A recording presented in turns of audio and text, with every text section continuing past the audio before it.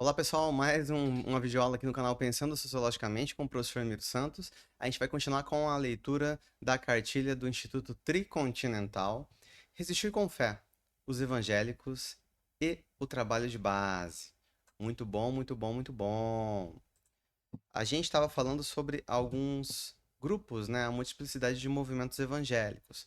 Na última, no último encontro, no último vídeo, a gente falou, de certa forma, sobre a teologia da prosperidade, a teologia do domínio, a teologia da prosperidade como aquela que ela percebe a glória, a bênção a partir da riqueza, a partir da pessoa que conseguiu conquistar prosperidade material, ganhou a vida, conseguiu destaque na vida, e aí ela vai ser eleita e vai garantir a glória para o céu, etc e tal. Tá ligado ao ascetismo religioso, à disciplina dos corpos, muito propagada aí pelos protestantes. E aí também a gente falou sobre um componente muito específico que está tendo muita força agora, que é a teologia do domínio, que diz respeito a uma tentativa de chegar a um estado teocrático. É a tentativa de acessar o poder político, acessar as esferas de poder pelos evangélicos das várias denominações religiosas, principalmente pelas neopentecostais. Bom, agora vem comigo que a gente vai continuar essa leitura. Vamos verificar um pouquinho esses grupos, quem são esses grupos evangélicos que podem ser divididos em três grupos principais, tá bom? Vem comigo.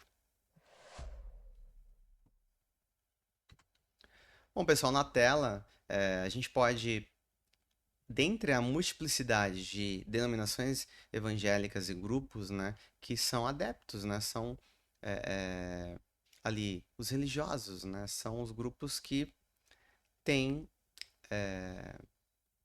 muita participação, né, dentre as várias denominações. A gente pode distinguir três grupos, né, de pertencimento, de identidade evangélica, grupos de pessoas que creem mesmo ali, né, são os adeptos, os frequentadores das religiões. A gente tem esses grupos para que servir como o quê? Como um caso ideal, né? Mais ou menos aquele tipo ideal weberiano. Então, a gente vai entender um pouquinho, né, a compreensão dos evangélicos e das suas estratégias a partir desses três grupos.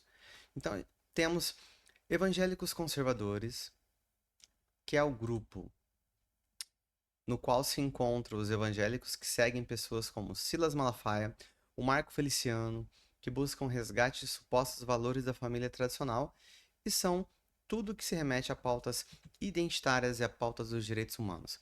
Esse grupo autoritário, esse grupo muito contundente, muito briguento, muito ligado aos conflitos, né? Esse grupo ele clama e proclama uma defesa, né? Sobretudo do Velho Testamento, né? Um domínio que o ser humano tem que dominar os céus e a terra, os animais, a fauna, etc e tal, e tem que acessar o poder.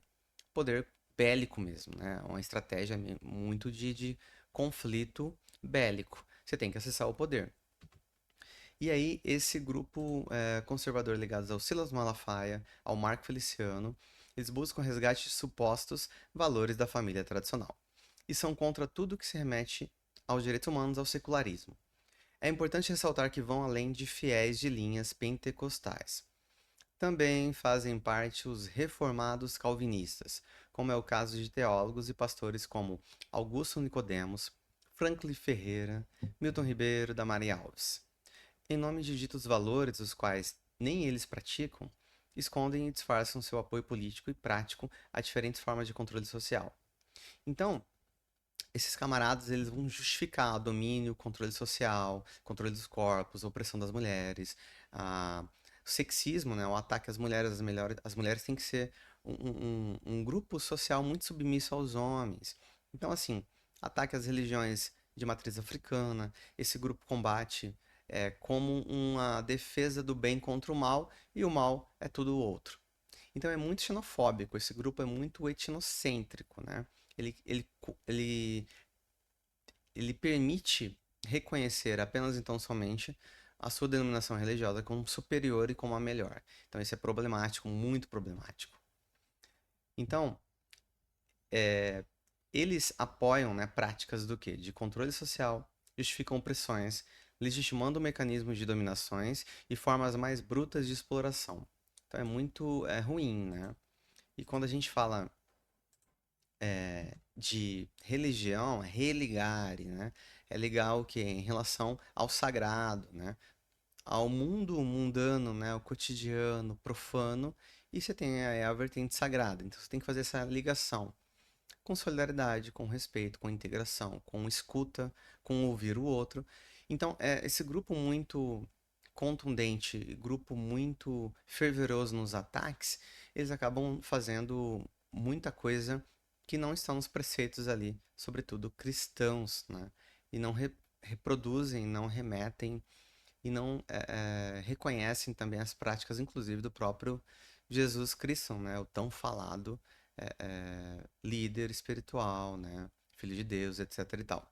Então é muito ruim quando você tem uma denominação religiosa com práticas e ações de alguns líderes que são violentos, né? São violentos.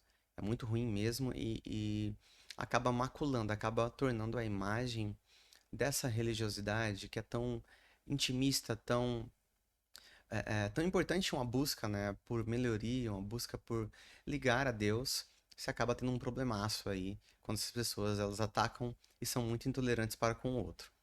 Não tem muita solidariedade religiosa, é muito feio, né, inclusive. Bom, esses poderosos precisam ser combatidos, não há diálogo com essa linha teológico-política. Então, essa linha, né, de evangélicos conservadores, contundentes, violentos, é muito difícil que a gente faça esse diálogo. Lembrando que essa cartilha tem muito e diz muito sobre nosso diálogo, né? Secular, um diálogo positivo, um diálogo mesmo muito profícuo, muito com resultado legal, né? Bacana com essas pessoas, um tete a tete com os evangélicos. Só que esse grupo é muito difícil de tecer um diálogo porque eles utilizam a opressão, a fake news, o discurso de ódio, o violento, inclusive nos meios digitais para propagar, né, e chamar muita atenção para si. E aí utiliza o recurso do ódio, o recurso da violência e da intolerância. Então é muito ruim, né, a gente tecer um diálogo com esse grupo. Bom, aí tem outro grupo, o segundo grupo é Evangélicos em Disputa. Esse grupo é importantíssimo para a nossa pesquisa e para a militância, pois são as pessoas que vivem o cotidiano da igreja. Repito, são as pessoas que vivem o cotidiano da igreja e repetem de alguma forma alguns conservadorismos, mas são sensíveis a algumas pautas sociais, quando não abordadas por uma linguagem elitizada ou mesmo vinculada a alguns de nossos bordões. Então, assim, é muito ruim quando as pessoas progressistas, líderes seculares, líderes que defendem direitos humanos, intelectuais, professores, sobretudo da esquerda, eles vão conversar com essas pessoas com um ar muito de superioridade. Então, eu sei o marxismo, eu sei a globalização, eu sei a ciência política, eu sei. Você fica nesse discurso de que o outro é muito inferior.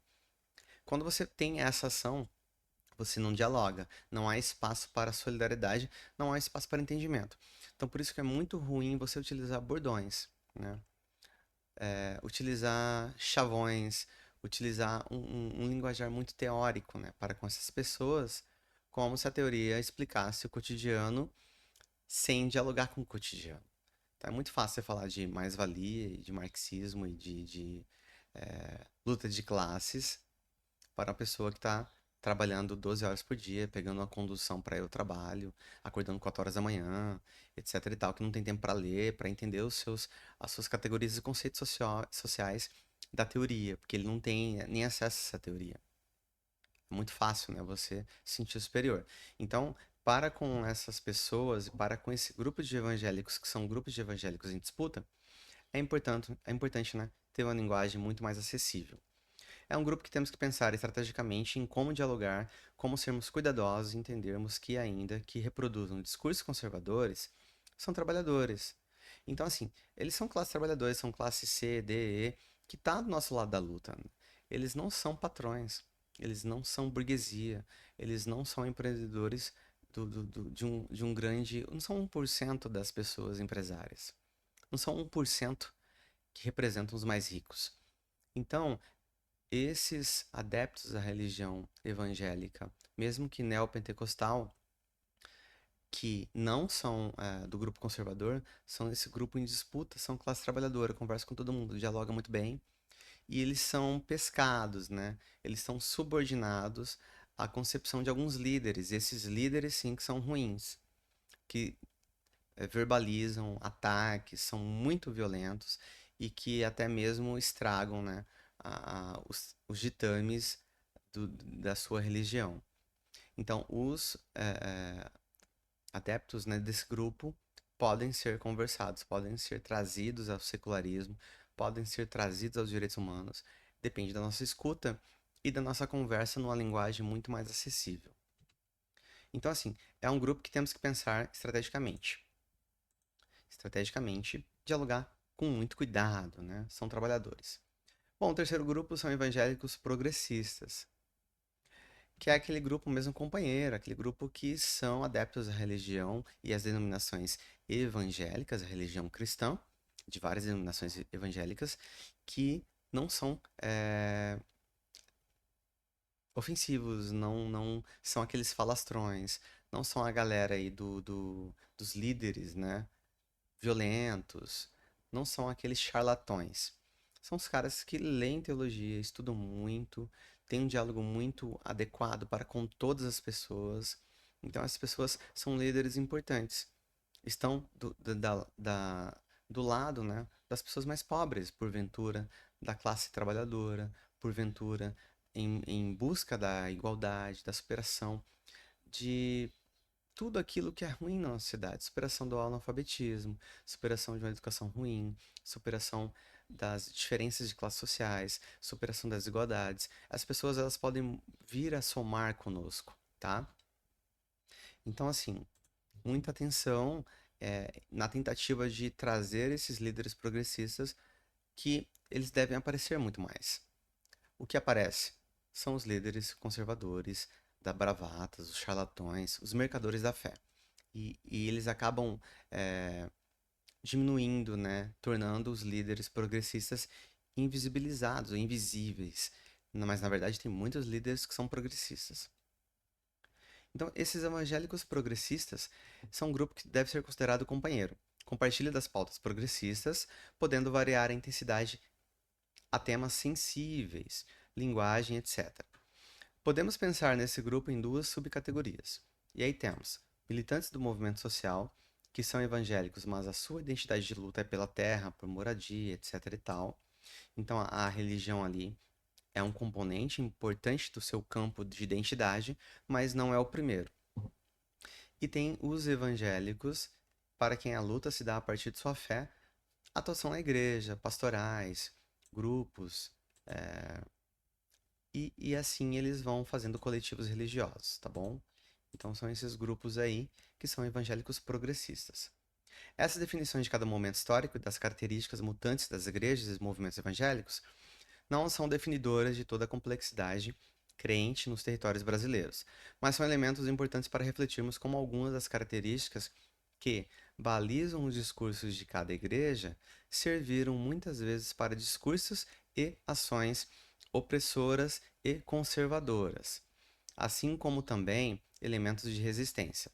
Saber dessa complexidade crente é fundamental para não criarmos falsas generalizações, tá bom? Então é importante, gente, conversar com seu grupo coletivo, núcleo, base, grupos dos partidos, etc e tal, para que a gente não fique, né, numa militância ou numa conversa apenas então somente com o nosso grupo, com a nossa patota, com um nicho muito específico.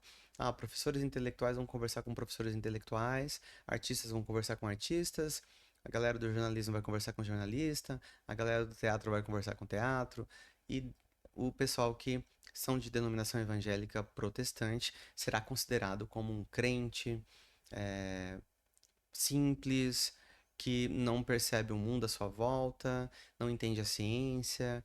É muito perigoso essa visão, que essa visão é muito elitista. Então a gente tem que realmente melhorar nosso diálogo e a nossa percepção desses grupos, que são grupos importantes e estão em ascensão. É muito importante a gente reafirmar e perceber isso. Bom, conversa com seu grupo. Você sabe sobre a fé de seus companheiros e companheiras de luta? Vale uma conversa sobre isso. Que tal criarmos um espaço acolhedor e respeitoso e perguntar a cada um e a cada uma sobre suas histórias de fé, sobre os espaços religiosos que já frequentaram, suas experiências sobre o tema em suas famílias? Veremos que a maioria de nós temos uma trajetória religiosa e que, em muitos, ela é ainda vivenciada, mesmo que separada das instituições. Então, em muitas, a religião é um componente muito específico da instituição social, deveras importante para várias pessoas que cumprem uma posição importante na construção de sua identidade. Então, a gente não pode ficar falando chavões teóricos é, e esquecer que a religiosidade é um componente muito importante da identidade das pessoas, tá bom? É isso, ficamos aqui. A gente vai continuar lendo essa cartilha que eu julgo muito pertinente, muito importante, para a gente retirar falsas verdades, retirar também percepções é, é, muito contundentes e percepções muito ruins, né? E preconceituosas para com as pessoas que manifestam a fé cristã evangélica, sobretudo pentecostal e neopentecostal, tá bom? Ficamos por aqui. Um forte abraço. Vamos sempre pensando na sociedade, a educação e a complexidade do real. Tchau, tchau e até a próxima leitura.